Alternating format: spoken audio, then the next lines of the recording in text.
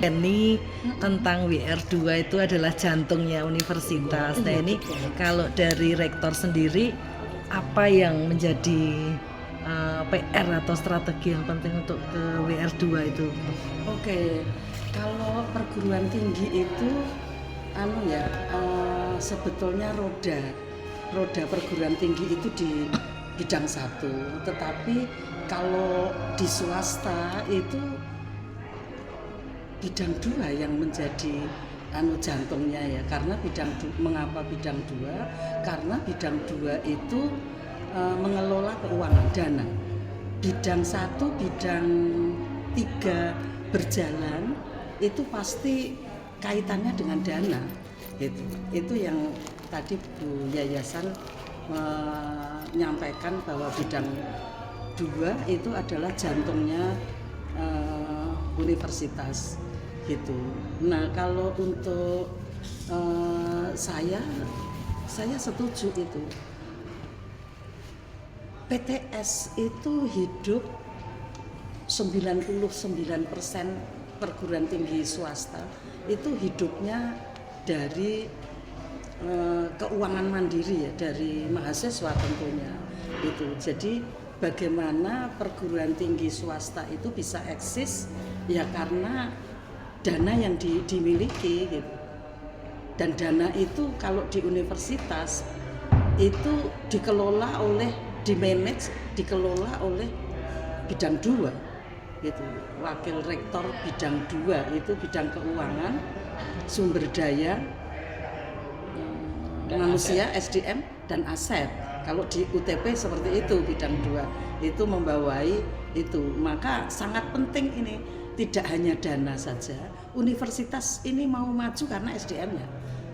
SDM di bawah bidang dua juga. Kalau di periode 2026 sampai 2030 ini mungkin dari UTP sendiri ada program prioritas apa dan harapannya dengan tim baru ini ya? Satu yang jelas akan 2027 nanti akreditasi lembaga institusi itu habis, sehingga kami sudah sepakat bersama-sama untuk berkolaborasi antar bidang itu untuk menjadikan akreditasi UTP itu unggul. Itu sudah kita declare ya 2 tahun yang lalu. Maka kita selalu kalau ada slogan ya, itu UTP unggul di akhirnya, juara unggul gitu.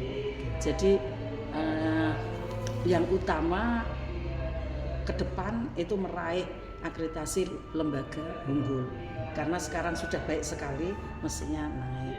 Terus yang kedua, kami bisa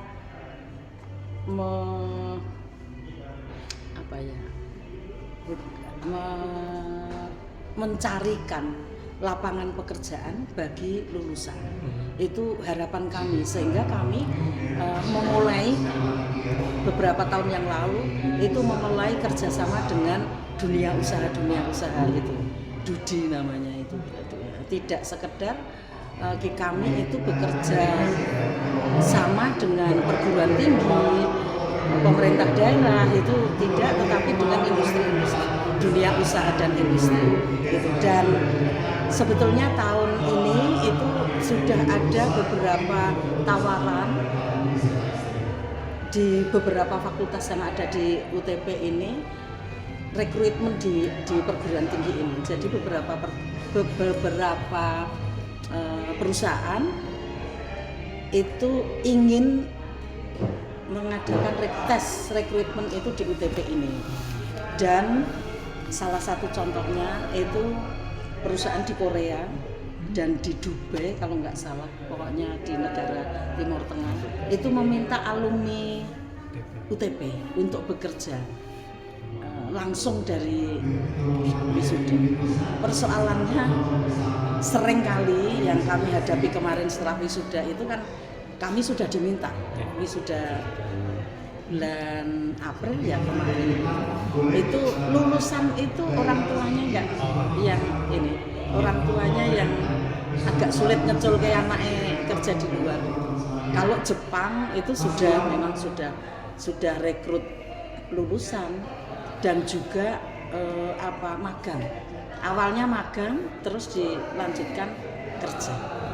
Gitu. Malah ya Allah. Ini yang diganti kok cuma yang WR2, yang 1 dan 3 masih tetap itu? Kebetulan WR 8 tahun ya? Sudah 8 tahun gitu, sehingga mau tidak mau ya diganti. Aturan kan tidak boleh di statuta 2 periode.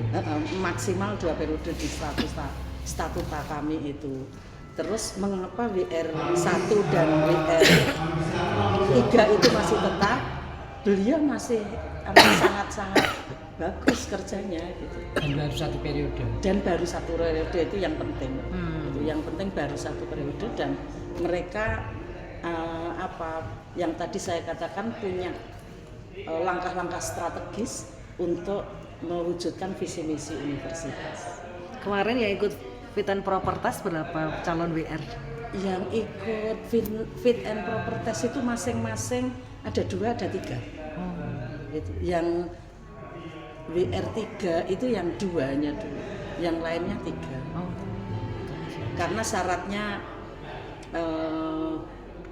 minimal 5 tahun kerja di UTP, masa kerjanya minimal 5 tahun, diutamakan guru besar, dan sudah serdos. Nah ini mengapa serdos, harus serdos, karena memang itu ketentuan negara. Kalau pimpinan, bagi saya begitu yang membuat peraturan itu, bagi saya pimpinan universitas itu kan yang paling dhuwur, menjadi contoh yang bawah. Mas dosen-dosen lain, lah wong pimpinannya urung serdos kok ngoyak-oyak serdos. Kan ngisi-sini kalau iya, betul. Maka ketentuan-ketentuan itu lebih lengkap di penjaringan pimpinan universitas dibanding dengan nanti dekan dan lain sebagainya. Aturan serdos yang baru tadi masalah diklat tadi gimana? Iya. Jadi kan peraturan tadi dinamis ya, dunia kita itu. Di perguruan tinggi itu peraturannya berganti-ganti kan. Nah, mau tidak mau perguruan tinggi harus menyesuaikan. Begitu. Jadi kami itu kalau lihat buka webnya Dikti maupun LL Dikti itu kayak minum obat sehari 3 kali. Karena kalau tidak ketinggalan. Itu jadi dan alhamdulillah di sini sudah ada yang ahlinya itu gitu ya. Tiap hari buka. Tiap hari buka. Memantau terus, sehingga kami itu misalnya ada peraturan yang baru itu langsung di-share gitu. Dan kebetulan sekali sebetulnya kami sudah menyiapkan, sudah siap. Kemarin itu kami sudah misalnya pelatihan kurikulum OB itu sudah kami lakukan. Jadi kan itu bisa dipakai.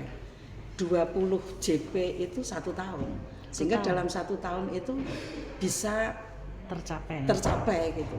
Kita sudah, ini yang akan sebentar lagi kami sudah merencanakan kebetulan saja. Ini hanya faktor kebetulan. Sudah merencanakan ada diklat sistem keuangan. Karena ini sistem baru sehingga kan perlu didiklat semua. Nah, itu kita manfaatkan untuk masuk ke 20 JP itu.